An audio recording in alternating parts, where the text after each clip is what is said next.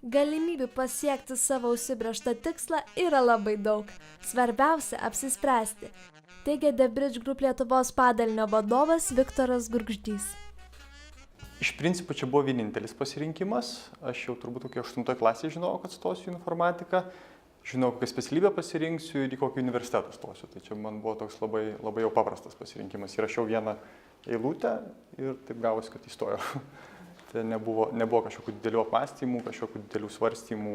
Visą laiką, kaip dalyvaudavom olimpiadose, įvairiuose programavimo konkursuose, tai visą laiką būdavo ten ir Kazicko konkursai, visą laiką būdavo KTU ir toks natūralus buvo kaip ir žingsnis ten įstoti, nes jau įvaizdis buvo susidaręs toks, kad ten yra gerai studijuoti, programuotojai ganėtinai stiprus yra paruošiami ir natūraliai ten įstojau.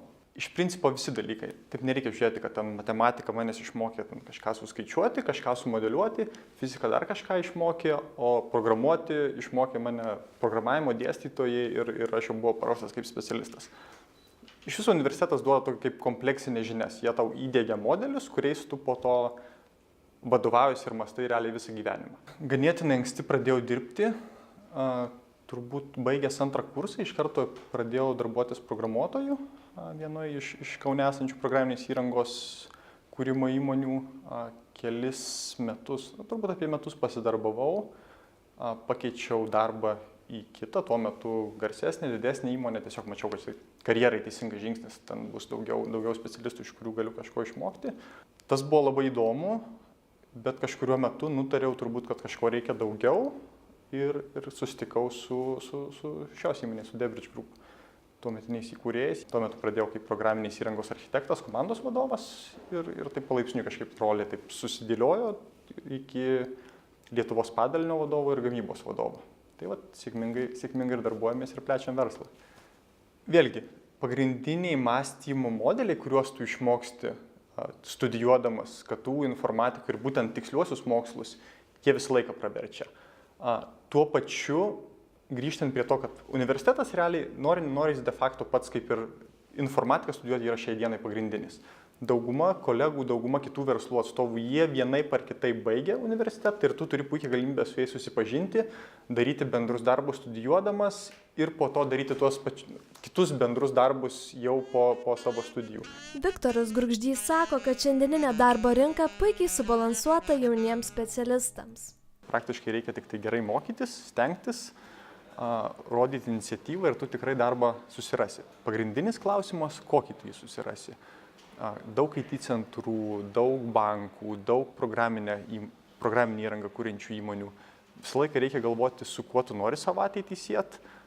Ar tikrai nori būtent dirbti banke prie vienos šios probleminės srities, ar būtent nori užsiminėti tą vadinamą konsultacinė veikla, kur tu dirbi su daug skirtingų projektų, tai svarbiausia apsispręsti. Galimybių yra labai daug.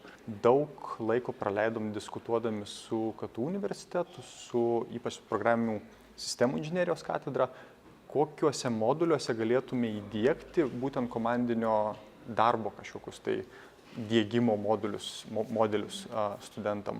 Pagrindinis dalykas yra tas, kad tu turi galimybę nuolatos mokytis. Tu visą laiką kaip vienas iš komandos narių, kuri vertė, stengiasi, kad tavo komanda padarytų projektą, sukurtų naudą tavo klientui, bet tuo pačiu tu visą laiką mokaisi. Nėra dienos, kada tu gali savo ramiai atsisėsti ir kažką, kaip jau tu žinojai, ką reikia daryti, tai ir šiandien lygiai darysi tą patį.